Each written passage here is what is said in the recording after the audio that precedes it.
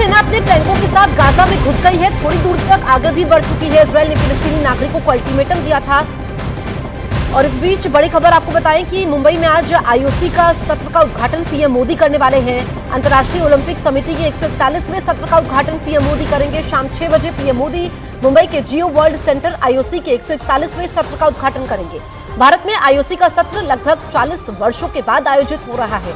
तो आज ये जियो वर्ल्ड सेंटर में पीएम मोदी उद्घाटन करेंगे आईओसी के 141वें सत्र का। अहम बात यह है कि 40 साल बाद ये सत्र भारत में हो रहा है।